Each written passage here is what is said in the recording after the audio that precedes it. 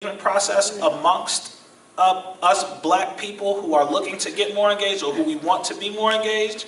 I think that is how we do it. We make our social constructs a little bit easier to participate in.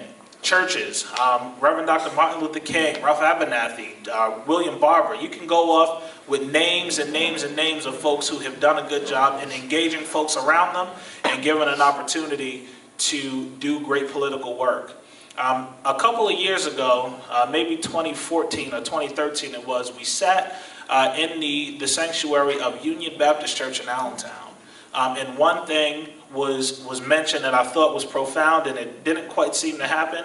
But somebody please publish or quote me saying this, that I'm calling for today the Allentown, Bethlehem, and Easton chapters of the NAACP to give up this area of individualism and combine to become a major Lehigh Valley NAACP where we can engage a huge block of individuals. That's how we're going to get engaged when we come under one roof and under one umbrella.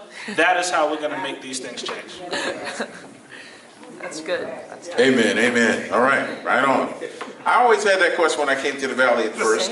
You know, this is a valley composed of maybe 600,000 people, and we got 3 different NAACPs, which just didn't make any sense to me. But anyway, let me pass this off to John. Next question.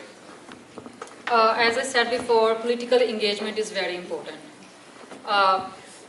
If you want your voices to be heard, then we should come forward, make valuable opinions, and discuss our vision. Because I believe those who involve can bring hope, peace, prosperity, and development. So what I do, I show up everywhere. I try to show up everywhere. Even it's a small little dinner or it's a big event. I go talk to people. Ask them to, if you are not registered yet, please get registered. Remind them all about our candidates who are running and who's not, and who's on the right position and who's not. And when I first started, I was very disappointed. Like, I ran for the city council, and the voting percentage was only 9% in local election, only 9%. And I also see one trend over here, like incumbents, they don't want to go, and people don't oppose them. Just because they think this candidate or that candidate is very popular, he or she gonna win, and we can't win. So I think we have to, start knocking a lot of doors. Talk to people, educate them. I go once in a week, definitely I go to the Northampton Community College and talk to the youngsters, go class to class, and just try to involve them. That's what we have to do. Door knocking, asking people for vote, ask them to get involved in politics.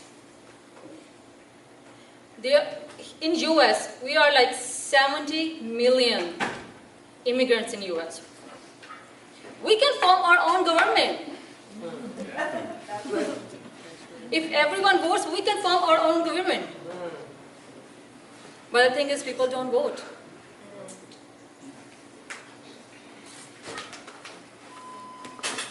Some people, they don't want to take leadership. I've seen this many times. People are like, we can't lead people. Why not? Why not? Leadership is not a matter of mind. It's a matter of heart. If you can feel the pain of our people, you can diagnose it and then treat it. I want to add a little bit, a very beautiful quote of Michelle Obama. It's just recently, I saw on Instagram. She said, people of color know how to get things done for your community, for our families, and for our country. If we speak, people listen. If we lead, people follow. And there is nothing that someone can tell like we cannot accomplish. We can do everything. People of color can do everything. Thank you.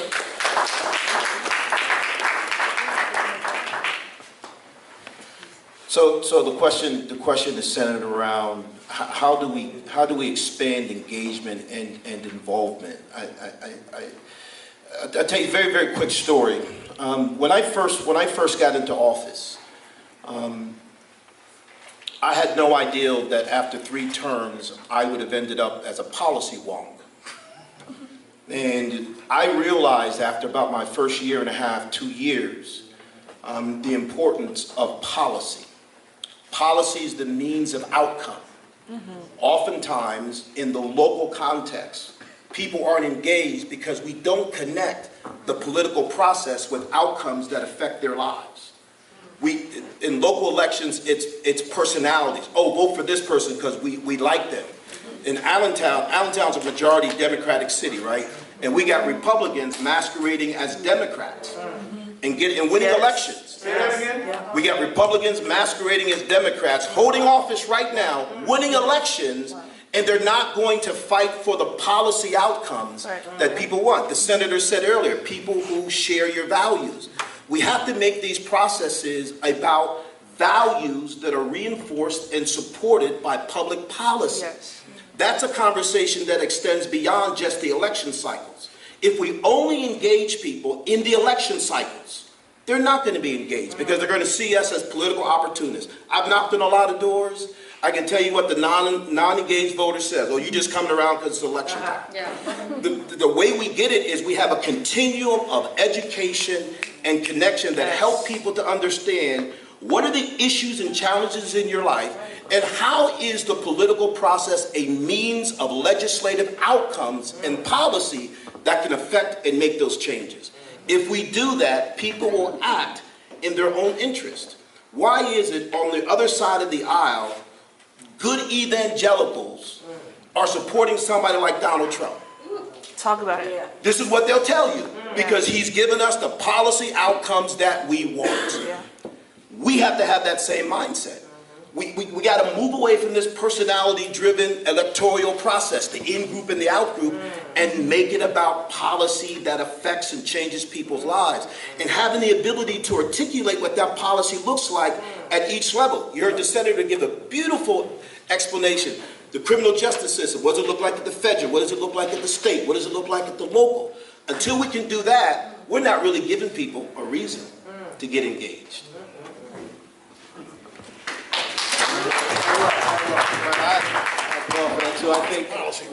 I think building on what has already been said, a few things. One, we do have to make it a continuous conversation with people, and we have to continue to engage people. Two, we have to connect public policy to the immediate needs that people understand. When I was first campaigning for first office, I did not win. But we got more voters engaged because I stood in front of a school and I told the mostly young mothers walking into the school, I asked them to vote for me. They said, I don't really care about politics. I said, do you have a child that goes to this school? They said, yes. I said, do you understand how decisions are made at the school? A local government will decide how the money is spent in this school. State dollars will decide, state legislators will decide how much money your children have to go to school, and federal constitutional rights will determine whether your child has a right to equality in the spending of those dollars. Do you still believe voting is unimportant? Do you believe that child deserves you to care about their voting? And I think we have to make it real, and most of those folks did in fact vote. Part of what and over time doing that, I was able to eventually, of course, become a senator. What I would suggest is that it has to be an ongoing conversation, and we have to engage people with what they need. The second thing, on these big elections, statewide elections in particular, we have to let people understand that there is enough power in voting.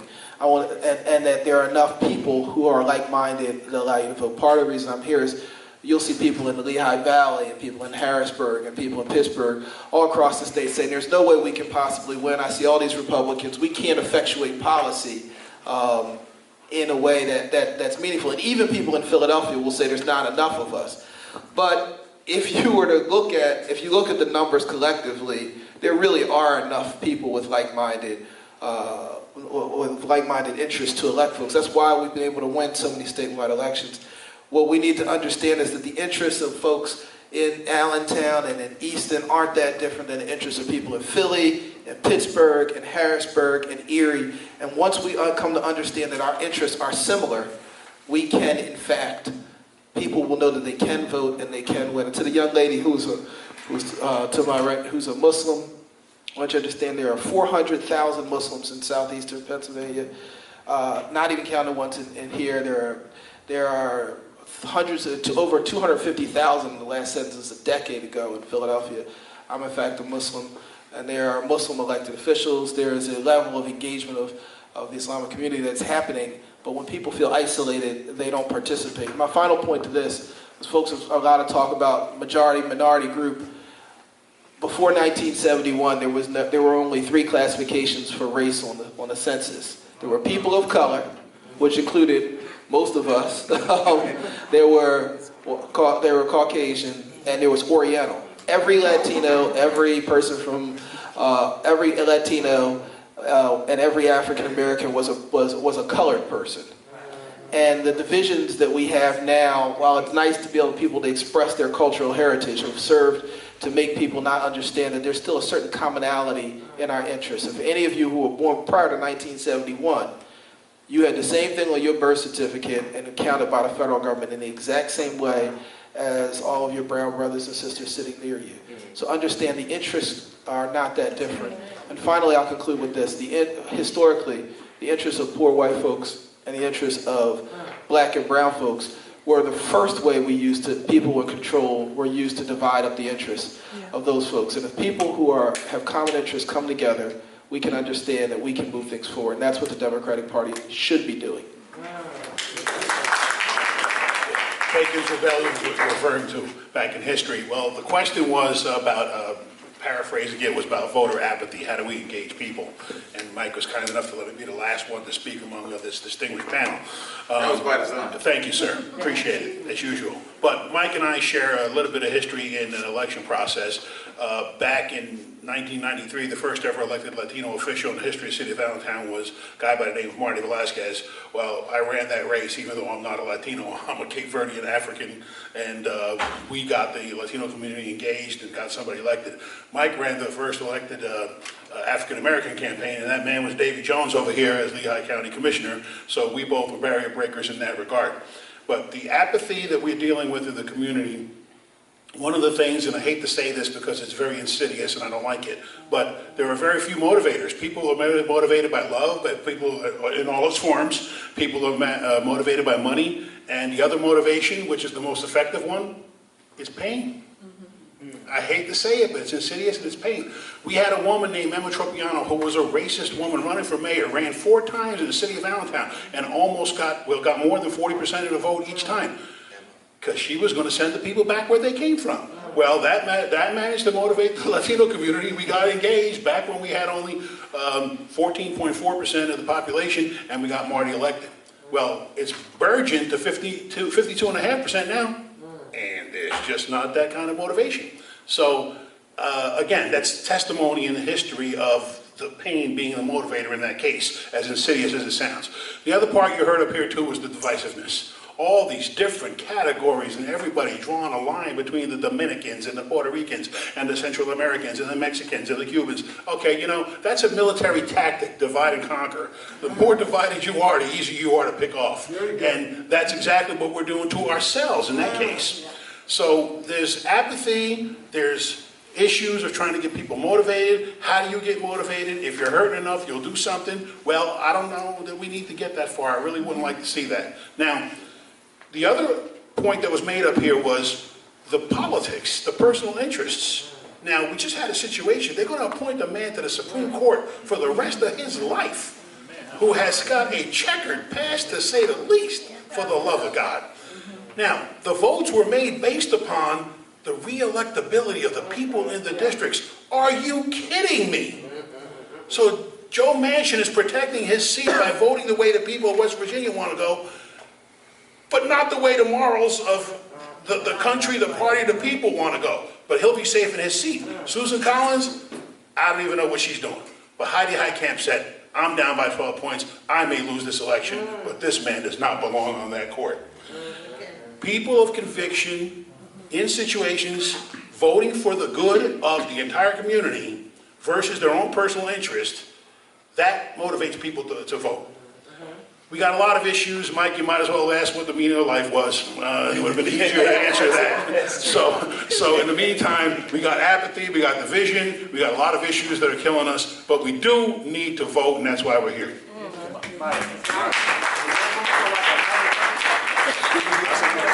We give room for just another 30 seconds, I promise. 15. I could even do it in 15. All right, it's got to be 15 seconds because we got to, we on a schedule, so it don't take too long. I promise. So I just wanted to make one more comment about some things that we heard across the panel while we were giving our answers. And I wrote down 3 different things: constant engagement, connecting policy to understanding, and pain being a motivator. What we have to remember and be very attentive of is that is exactly what the Trump administration is doing to their voter base. That is exactly how they are engaging those folks who live in backwoods and all types of different places who have never stepped foot in a voting booth and encouraging them to come out. So we see that this works. We saw that this works in 2016. We need to use that pain as a motivator to engage and to make sure that we get what we need to get done. Okay. With that, we are on a schedule right now. There was a certain amount of time. So I want to thank everybody from the panel. We will have one last question that's going to be like, we're going to ask 30 seconds or less, in terms of a quick summary. And since some of you guys are politicians, you understand the 30-second rule, right? 15 to 30 seconds, so I'm going to ask you to do that. But before we do that, I want to thank one of the sponsors of the event today, Matt Muncy, who actually came up with this idea for having a kickoff and a launch for the Black Caucus for Northampton County. Matt Muncy actually is the chair of Northampton County. And just to let you know, Matt and I go way back. I ran for chair of Northampton County when there were only 2 black folks, me and Blondine, and we almost won. Matter of fact, they eliminated 3 of our proxies. That's the only reason we won. But Matt ran that campaign for me. So he's down, okay? So anyway, in 30 seconds or less, a quick wrap up. Quick wrap up. Anybody want to say anything? And you all don't have to say anything. Anybody want to say something for 30 seconds? Okay, here we go.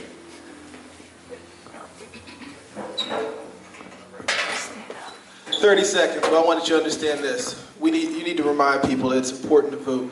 One, because we need to make sure our schools are funded. $1 billion increases in funding because of what Governor Wolf put forward, and we need to make sure that continues. Healthcare.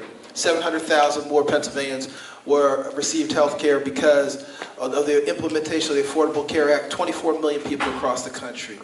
Our criminal justice reform.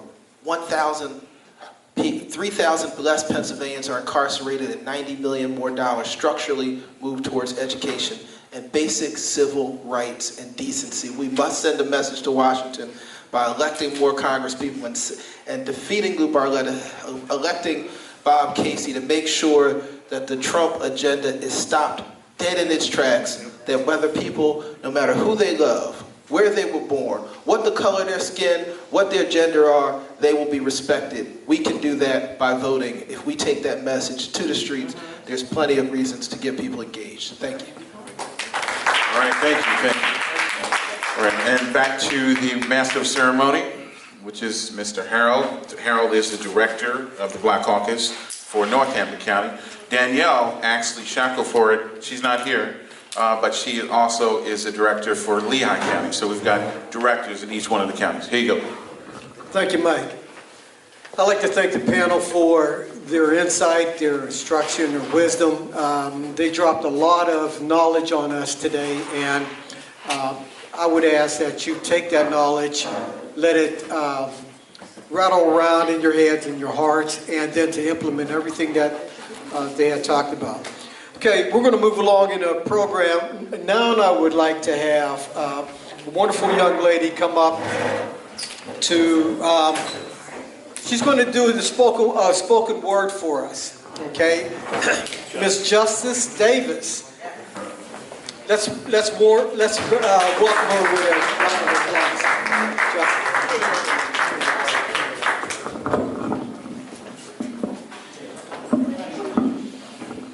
How's everybody doing? Good. Real quick, as you guys take your seats, I'm gonna do two pieces. Do I have 5 minutes of your time? For anybody who walks out the door, can I encourage you to stay for at least 7 more minutes to close out this program? I'm gonna get right to the poem. I'm from Kansas City, Missouri. I've lived here for 2 years, but a couple of years ago, I had the opportunity to talk to Mr. Harry Belafonte. He came to our campus at Kansas State, and he encouraged us, and he told us that during Dr. King's last days on earth, that Dr. King had told him once when all the riots were breaking out across the country in black communities, he told Mr. Harry Belafonte that we've integrated into a burning house. And Harry Belafonte was encouraging us, our peers, me and my peers, to become firefighters. This house is still burning. And we've been trying to put the fire out. The water spout we've created is beginning to dry out, but we ain't done yet. We've grabbed the hose and the extinguisher to distinguish between the rubbish and the rebels. The smoke is getting thicker, and the flames have swallowed some of our leaders like Malcolm, like Martin, like Huey, like Ella, and even Mr. Shakur. I'm not sure if the few we have left has enough tenacity to save the tenants. No pun intended, but it's hard to grab their attention when this house hasn't been attended to in years. No one's cleaned up the poverty perverting our hallways. No one's disposed of the disparities in education. No one cares about health care. It feels like we call it institutional racism because it feels like those laws haven't been written in our favor since all was in favor of desegregation in this house is still burning. Back in 2014, our campus protests made it to the news. My grandma had tears in her eyes when she told me that she marched, so we didn't have to. Said she was in the 3rd grade when she was able to go to the white schools back when Martin came to the city and that boy got killed for catcall whistling. Back when down south they were sitting in on bar stools and she feared driving by those southern bayous. Grandma said that those trees by that water held the most strangest fruit ripe enough for the picking. And if this was modern day lynching, the American system would be the stitching itching around our necks. Free at last never lasts too long, so what's next? We went from jump Jim Crow to run Negro run past the cotton fields to football fields with masters standing at the end zone. For every time you touch down, you better kneel. You better feel like you deserve to be here because they'll convince you to stand. And sometimes you will.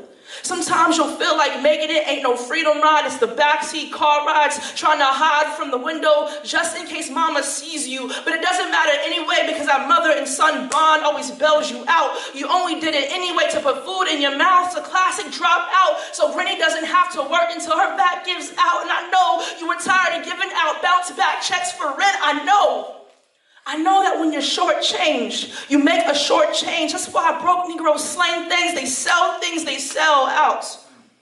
They sell the good souls to sew up a better opportunity for the reaping. That's why they put our bookings on paper and write our life sentence with a federal pen. Once we get out, we work to barely meet our end, so we met our end.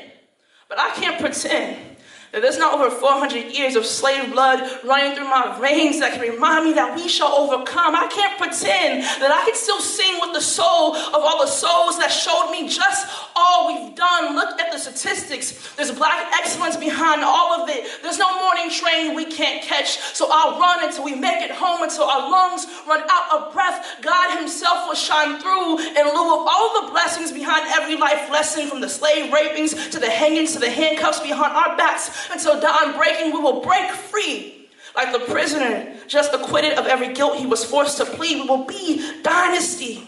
We will be all right, though we still have this plight and go to sleep crying at night. I can't pretend that that king didn't dream big enough for us to be a bigger us. I can't pretend that my history ain't teach me how to be proud, how to be loud, how to go to college, how to get a degree, how to vote, how to be on fire, how to be a rebel, how to save a burning house like a firefighter. This house is still burning. Yes, it is.